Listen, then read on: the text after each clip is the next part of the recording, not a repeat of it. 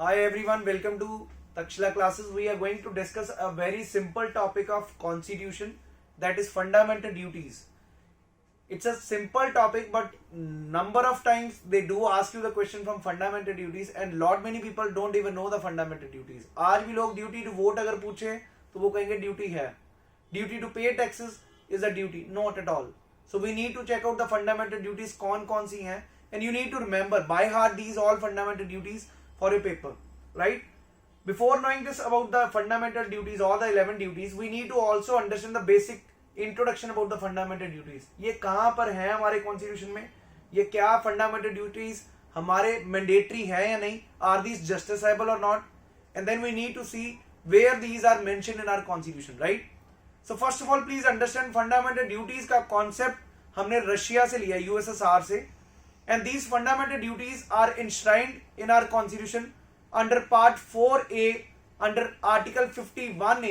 part 4A में article 51A में ये सारी ड्यूटीज हैं, क्योंकि ये हमारी फंडामेंटल ड्यूटीज ए क्यों है, इसमें पार्ट 4A क्यों लगाया और आर्टिकल 51A क्यों लगाया, क्योंकि फंडामेंटल ड्यूटीज पहले हमारी संविधान का पार्ट ही नहीं थी. They were added by 42nd Constitutional Amendment Act during Indira Gandhi as a Prime Minister Indira Gandhi's tenure, right? 42nd Amendment 1976 के तहत ये ड्यूटीज ऐड हुई हैं. Please do remember this thing. 42nd Amendment added these fundamental duties. Now let's see the introduction. Let's see the slide from the slides. What are the points which you should be considering? First of all USSR से मैंने बताया ही है और part 4 में article 51A में है. 42nd amendment से ये ड्यूटीज ऐड की गई हैं हमारे कॉन्स्टिट्यूशन में. दूसरी चीज आपको याद रखना है, ड्यूटीज किसकी हैं? These are the duties of the citizens, right? These are the duties of the citizens, not for the government, not for anybody. These are the for the citizens. Originally जब 42nd अमेंडमेंट से duties add हुई थी तब 10 थी, अब total 11 duties हैं जी. 86th amendment से हमने duty to educate their children, parents and guardians have the duties to educate their children, वो 11 ड्यूटीज अब बन चुकी हैं. अब हम ड्यूटीज को याद करने का एक अलग मेरा तरीका दोस्त, कभी भी आपके पेपर में आईएएस में भी आती हैं, सीडीएस में भी आती हैं, सीएपीएफ में भी आती हैं और छोटे पेपरों में भी आती हैं. पहले तो ये फैक्ट्स भी याद रखने हैं, यही फैक्ट्स हैं जो पेपर में पूछ सकते हैं. So I am giving you nutshell, be it any exam, UPSC exam, be it any exam, objective type, nothing will be out of this thing, right? So let's see the 11 duties now और उनको एक proper order में दिखाऊंगा. आपको order ही नहीं याद करना, ABCD books में दिया वो याद नहीं रखना, आपको सिर्फ और सिर्फ याद रखना कि कौन कौन सी क्या क्या ड्यूटीज हैं, क्योंकि वो जान के पेपर एग्जामिनर क्या करता है, डीपीएसपी और ड्यूटीज को मिक्स करके डालेगा कौन सी ड्यूटी है कौन सी नहीं. कभी डीपीएसपी पे क्वेश्चन बनाएगा, कभी ड्यूटीज पे. Do observe the previous year question, you will understand what I am saying. Let's see the question, let's see the duties now. अगर ये पहली 3 ड्यूटीज की बात करें तो तीनों में नेशनैलिटी एक कुछ ना कुछ फैक्टर दिखता है, एक पेट्रियोटिज्म का फैक्टर दिखता है. जैसे पहली ड्यूटी हमारी क्या है, to abide by the constitution and to respect the national flag and the national anthem. यहां पर नेशनल सॉन्ग जैसी कोई चीज नहीं है. Please do remember this thing, you can check out this thing.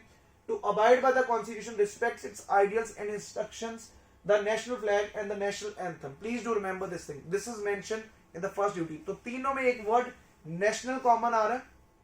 दूसरा, to cherish and follow the noble ideals inspired during freedom struggle. Freedom struggle के time कुछ ना कुछ आइडियाज थे, उनको चेरिश करना चाहिए, उनको फॉलो करना चाहिए. कौन से? ड्यूरिंग द फ्रीडम स्ट्रगल के टाइम जो आइडियाज थे. तो ये भी एक देशभक्ति की तरफ दिखा रहा है, nationality. Second, talking about the third, to render the national service and defence when required to do so. हमें हमेशा तैयार रहना चाहिए, अगर डिफेंस में कल को जरूरत पड़े, we should be ready to go in defence for the country. So वो हमारी तीसरी ड्यूटी है. तो तीनों में आपकी क्या दिख रही है? देशभक्ति. तो तीनों में नेशनलिटी कॉमन फैक्टर है. इस तरह आपको 3 ड्यूटीज तो पक्का याद हो गई. अब बढ़ते हैं आगे. आगे अगर आप देखें तो तीनों में 2 ड्यूटीज हैं इकट्ठी मैंने लगाई.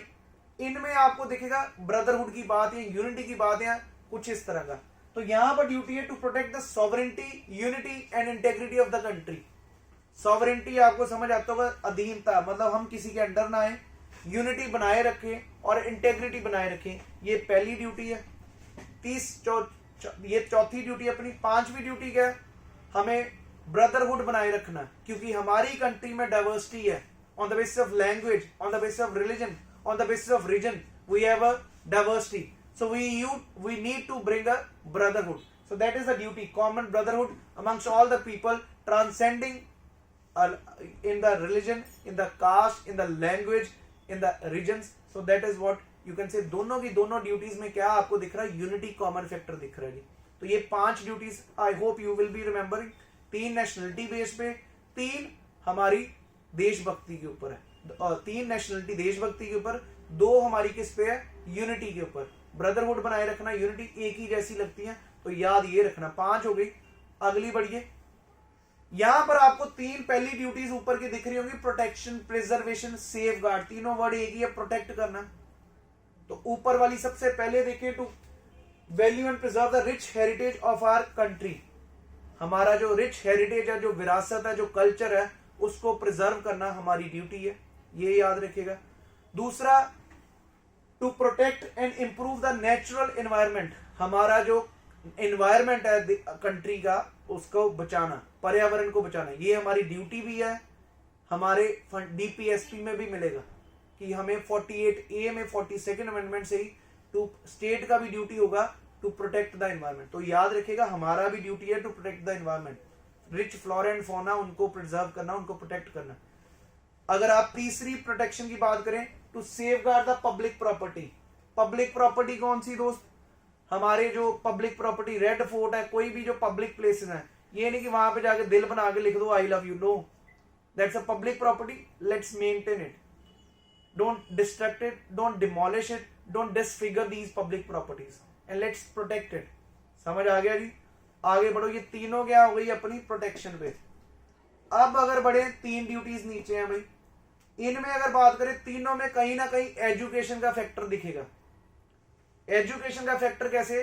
To develop the scientific temper. Scientific temper कहां से आएगा? जब आप पढ़ाई करोगे, साइंटिफिक टेम्पर आएगा. उससे क्या होगा? You won't be having this thing in to develop scientific temper, humanism, spirit of inquiry. You should not be going superstitious. मतलब ये नहीं कि बिल्ली रास्ता काट गई हम आगे नहीं जाएंगे. तो साइंटिफिक टेम्पर को बढ़ावा देना ये हमारा कर्तव्य. याद रखिएगी, आप भूल जाओगे ड्यूटी है या नहीं. क्लियर है जी? उसके बाद नीचे ड्यूटी है टू एस्पायर टू ग्रो और यू कैन से इवॉल्व. बढ़ना आगे हमेशा इंडिविजुअली और कलेक्टिवली. तो उसको समझिए. Here it is to strive towards excellence in all spheres of life, individually and collectively as well as collectively. In all spheres of life, higher levels में हमेशा हमें कोशिश करना चाहिए आगे बढ़ने को. ये भी एक ड्यूटी है जी. सो आई होप ये 10 ड्यूटीज तो क्लियर होगी. 8 जो 11th ड्यूटी है, which was added by 86th constitutional amendment act, that was parents and guardians have a duty to educate their children between 6 to 14. ये 6 से 14 भी आपने याद रखना एज का. और ये 86th अमेंडमेंट से ऐड हुई थी. तो total 11 duties. I hope you people are able to remember. Again I will say how you need to remember. पहली 3 नेशनलिटी बेस्ड थी. उसके बाद 2 हमने बात की यूनिटी पे, जहां पे हमने बात की यूनिटी, इंटेग्रिटी बनाए रखना. उसके बाद आगे बात की ब्रदरहुड को बनाए रखना. क्लियर है? 5 हो गई. उसके बाद हमने बात की कि 3 ड्यूटीज हैं जहां पे प्रोटेक्शन की बात करें. कहीं पे हम कह रहे हैं हमें प्रिजर्व करना अपना हेरिटेज को, कहीं पे हम कह रहे हैं प्रोटेक्ट करना एनवायरमेंट को, कहीं पे हम कह रहे हैं सेफगार्ड करना पब्लिक प्रॉपर्टी को. तो ये हो गई सारी प्रोटेक्शन पे. उसके बाद हमने 3 ड्यूटीज जो है एजुकेशन पे. एक तो कह रहे हैं साइंटिफिक टेम्पर लाना. साइंटिफिक टेम्पर कहां से आएगा? जब आप पढ़ाई करोगे. क्लियर है? साइंटिफिक टेम्पर आएगा. उसके बाद टू स्ट्राइव टुवर्ड्स एक्सीलेंस, वो भी पढ़ाई से ही होगा. Strive towards excellence in all spheres of life. और उसके बाद last duty, educate their children between 6 to 14. तो total 11 duties. I don't feel that after this class you will be ever कभी भूलेंगे. और ये भी याद रखिएगा, एक मैंने पॉइंट मिस कर दिया. सरदार स्वर्ण सिंह कमेटी थी जिससे ड्यूटीज ऐड हुई थी हमारे फंडामेंटल ड्यूटीज हमारे 42nd अमेंडमेंट से. इंदिरा गांधी के टाइम सरदार स्वर्ण Singh committee was the one which said that these duties should be added. So that's what about the fundamental duties. Let's see some previous year questions so that you understand how do the examiner puts up the questions here. So here is the question, right? Which one of the following are not the fundamental duties enlisted in our constitution? To render national service when called upon to do so. बिल्कुल है. Defence में हमें हमेशा तैयार रहना चाहिए. जब भी हमारी जरूरत पड़े we should be ready. Next one, to develop scientific temper, ये भी हमने पढ़ा। ह्यूमैनिज्म रखना, स्पिरिट ऑफ इंक्वायरी रखना। तीसरा, ड्यूटी टू पे टैक्सेस, बिल्कुल नहीं है ड्यूटी जी। सो उन्होंने पूछा कौन सी नहीं है, ये नहीं है। To value and preserve the rich heritage of a country, ये भी है जी। तो ओनली 3 इसमें गलती से ऑप्शन ही है, याद रखें। सिर्फ duty to pay taxes is not a fundamental duty, the options are not right here. So but you need to understand all these 3 duties we have seen, only duty to pay taxes is not a duty. और पूछा गया था कौन सी duty नहीं है। Let's see the one more question so that you have a good clarity about this question. यहां पर पूछा फंडामेंटल ड्यूटीज के ऊपर स्टेटमेंट्स कौन कौन सी सही है 42nd अमेंडमेंट से। These were incorporated in the constitution by 42nd amendment, yet it's true. Second, fundamental duties were included by this amendment, 10 duties add की गई थी, बिल्कुल जी। उसके बाद 11th ड्यूटी ऐड की थी 86th अमेंडमेंट, तो बिल्कुल ठीक है, तीनों की तीनों स्टेटमेंट्स 1, 2 and 3। और एक चीज और याद रखिएगा, 42nd अमेंडमेंट को मिनी कॉन्स्टिट्यूशन ऑफ इंडिया भी कहते हैं। 42nd अमेंडमेंट से सिर्फ फंडामेंटल ड्यूटीज नहीं ऐड हुई, 42nd अमेंडमेंट से हमारे प्रेम्बल में वर्ड्स भी 3 ऐड हुए हैं, सोशलिस्ट, सेकुलर और इंटेग्रिटी, पढ़ेंगे उसके ऊपर भी। 42nd अमेंडमेंट से हमने डीपीएसपी भी ऐड किया, 48A, duty to educate, not duty to educate, rather to protect the environment. State की ड्यूटी है, सरकार का कर्तव्य है कि एनवायरमेंट को बचाना, वो भी 42nd अमेंडमेंट से। So you need to remember 42nd amendment 1976। अगर 6 याद रखना, 4 + 2 6 होता तो उससे याद रहेगा जी। So that is what you need to remember. 42nd amendment is also called as mini constitution of India. Let's see the another question, that's the last question for this session.